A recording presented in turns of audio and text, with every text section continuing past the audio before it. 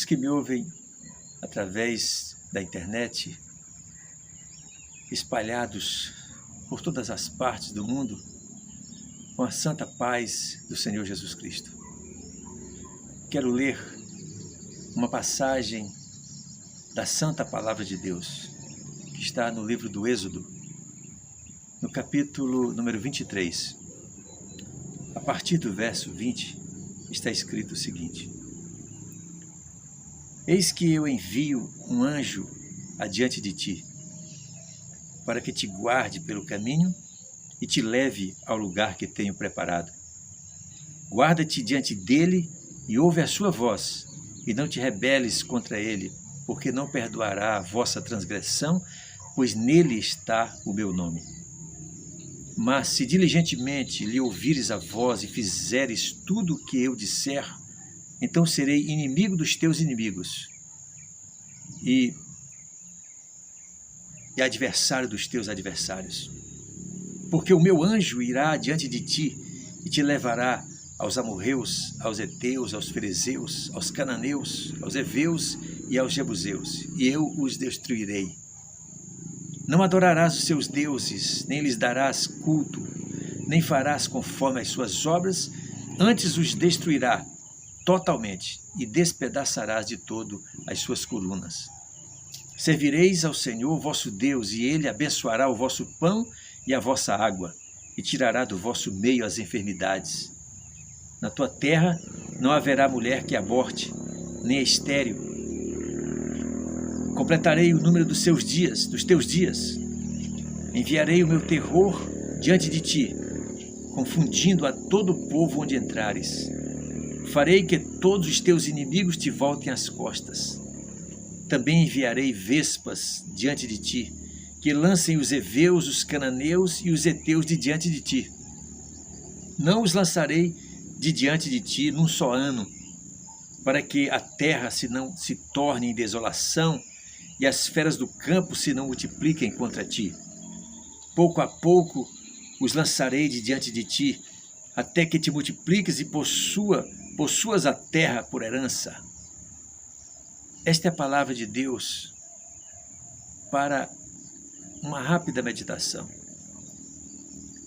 Neste momento, deste texto, destes acontecimentos que estão escritos aqui, o povo de Deus no Antigo Testamento, chamado povo de Israel, fazia uma caminhada. Havia saído recentemente do Egito.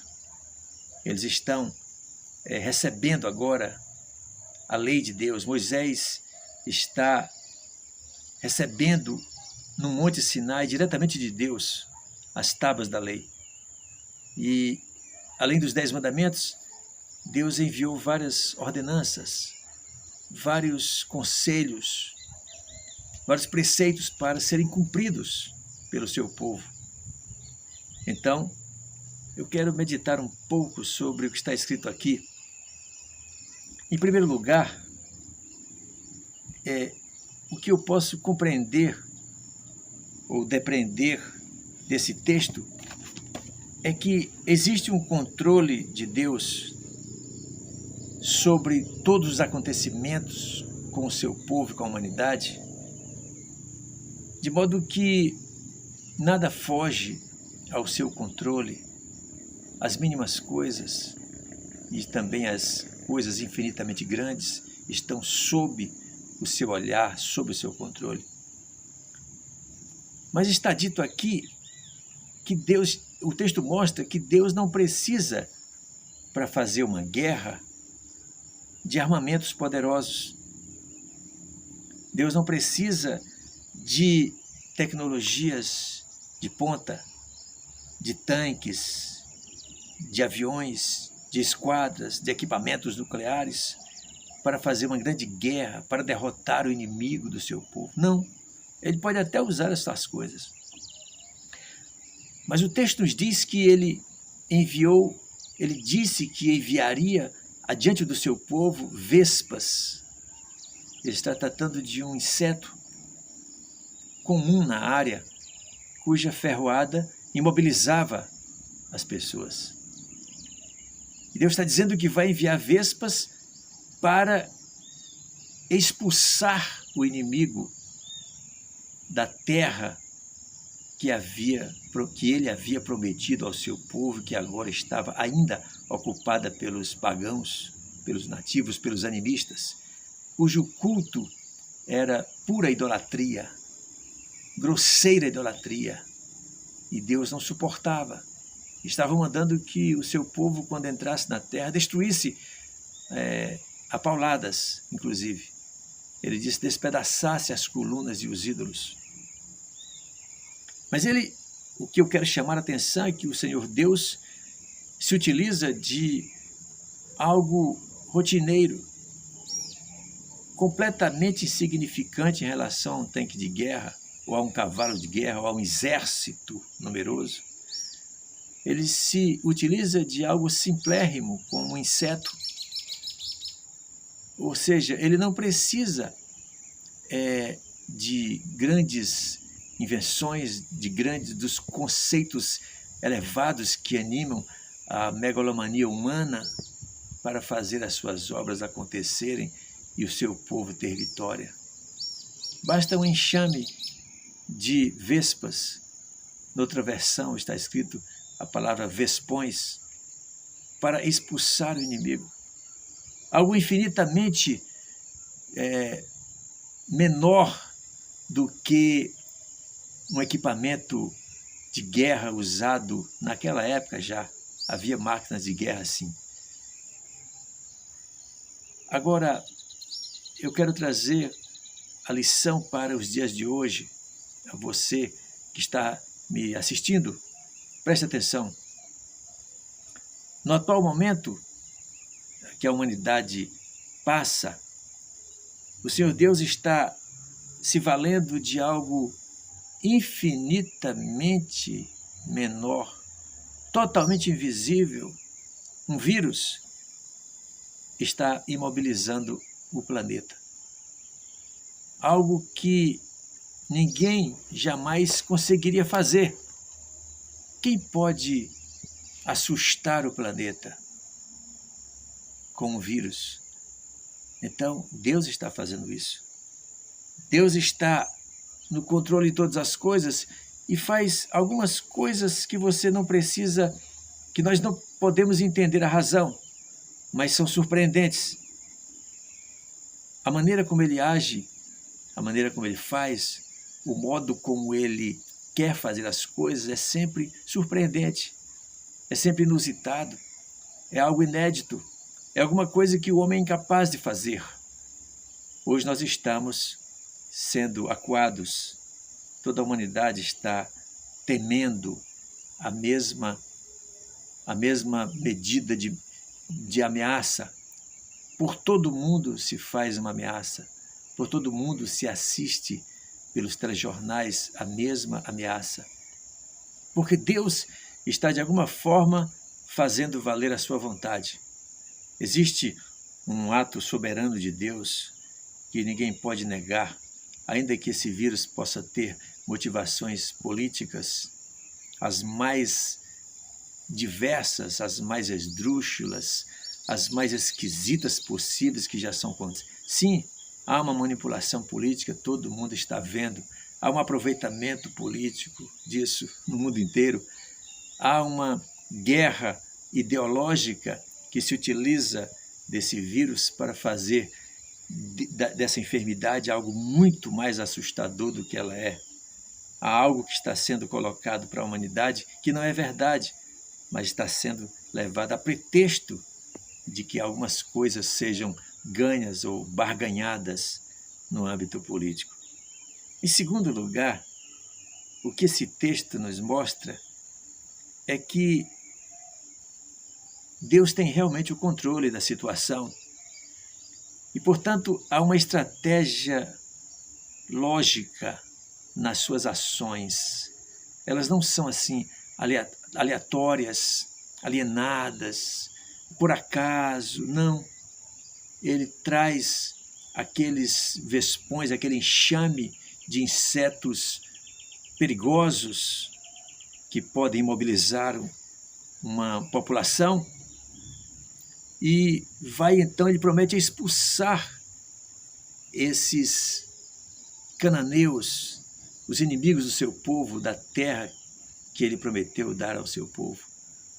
Mas diz a Bíblia que ele vai então trazer esses enxames para expulsar os inimigos do seu povo, mas não vai, ele diz aqui, eu não vou expulsá-los num ano só. Eu vou demorar mais do que um ano. Porque se eu expulsar todo mundo em um ano só, a terra vai ficar livre para a entrada de feras.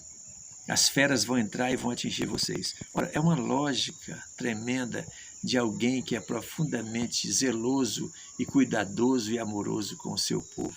Deus está preocupado não é em esmagar o inimigo, que ele pode com um piscar de olhos.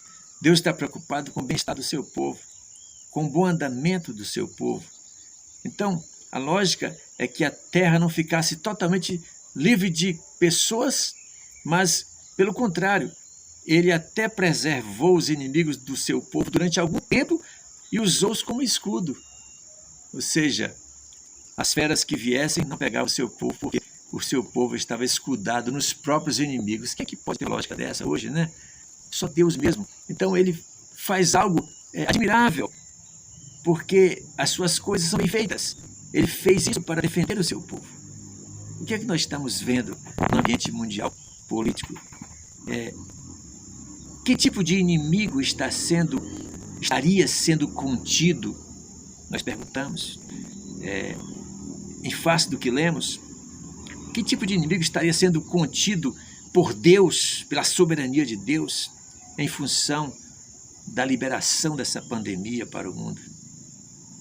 Veja que há poucos dias um grande líder mundial, assim que começou a ameaça do Covid-19, disse para o mundo inteiro: é preciso cessar todas as guerras imediatamente, enquanto dure essa peste. Então, eu pergunto, será que Deus não está nos livrando de problemas bem maiores do que uma gripe que pode, se aprofundando, levar também à morte? Deus não estaria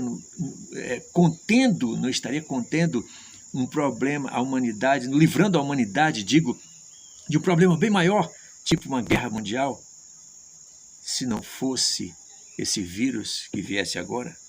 É de se perguntar, porque ele disse, até que o povo se multiplique, portanto ele disse, para isso também ele providenciou, portanto entre ti não há mulher que aborte, nenhuma mulher será estéril, para que o povo se multiplicasse, para que houvesse gente suficientemente para formar um exército para ocupar a terra e não fosse preciso mais usar os inimigos como escudo. Até que houvesse povoamento da terra. Isso aconteceu. Nós podemos deduzir, meus prezados ouvintes, que a prevalência do mal significa necessariamente que ele esteja vencendo. Não. Nem sempre quando o mal está prevalecendo, ele está vencendo. Às vezes ele é apenas um pretexto divino para livrar o seu povo ou a humanidade de problemas bem maiores. Às vezes Deus está adiando um outro apocalipse, usando um pequeno motivo que pode assustar a humanidade, como estamos agora. Esta palavra, trazida nesta noite, é para que tenha o objetivo de lhe mostrar que todas as coisas permanecem sob o controle absoluto de Deus. Ele controla todas as coisas. Nada pode fugir ao seu olhar. O que está acontecendo aqui e em todas as partes do mundo tem o seu aval, tem a sua permissão, tem a sua determinação, tem a sua assinatura, tem o seu acompanhamento. E então, eu quero dizer a você que você não deve se preocupar demais a ponto de perder o seu sono com este problema. Esse problema é um problema de Deus. É claro que atinge toda a humanidade, atinge todos nós. E a grande sacada é essa. O vírus tem um lado igualitarista ou igualitarizante, se é que existe essa palavra. Ele atinge todas as pessoas. Todas as pessoas são potencialmente atingíveis. Tanto faz serem brancas como pretas, como amarelas, como ricas, como pobres, como homens, como mulheres, como gays, como qualquer outro tipo de gente. Todo mundo está sujeito. Então isso é uma coisa que está no controle de Deus. E só Deus pode fazer isso, para atingir a todo mundo, para fazer com que a humanidade se ajoelhe, se enterneça, se arrependa. A grande mensagem é essa, vamos falar sério mesmo, é que o homem se arrependa dos seus pecados. Os governantes, em primeiro lugar, que são os primeiros responsáveis por todas as maldades que ocorrem no mundo. E o povo em geral, que é comandado e muitas vezes manipulado e marionetado por eles. Deus quer que todos se convertam a Ele. Deus quer mostrar o seu poder. Deus quer mostrar a sua graça, porque as pessoas não conseguem ver na normalidade das coisas a mão de Deus. Elas olham para a natureza e acham que a natureza é Deus. Acham que a chuva é Deus, o sol é Deus, as estrelas é Deus, são deuses. E não vê o Deus verdadeiro, o Deus de Abraão, de Isaac, de Jacó, não vê a mão dele. Não conhece o filho dele, o Senhor Jesus Cristo, que é dito por ele, que é o filho amado dele, é a pessoa em que ele tem prazer. Como filho é ele. Este é o meu filho amado, disse ele. Então as pessoas não conhecem, não querem conhecer, vão passando por cima. Acham que Jesus é uma pessoa qualquer. Elas vão tratando como um assunto qualquer. Não é assim. Este é o momento que Deus nos chama à responsabilidade. Você não deve ficar preocupado de ter uma depressão, de tomar remédio porque esse vírus está atingindo uma certa parte da humanidade. Não é nem uma grande parte, na verdade. É uma parte da humanidade, ela pode ser atingida e pode morrer alguns poucos. Mas, enquanto eu digo que você não deve ficar preocupado a ponto de precisar ir a um psiquiatra, mas eu quero dizer que você deve ficar preocupado com a sua vida espiritual, é com o seu estado espiritual, é com a sua alma, é com o seu destino após a sua morte. Você não deve ter medo de morrer porque esse vírus vem lhe atingir. Você deve ter medo de, morrendo, não ter para onde ir, ou não saber para onde ir.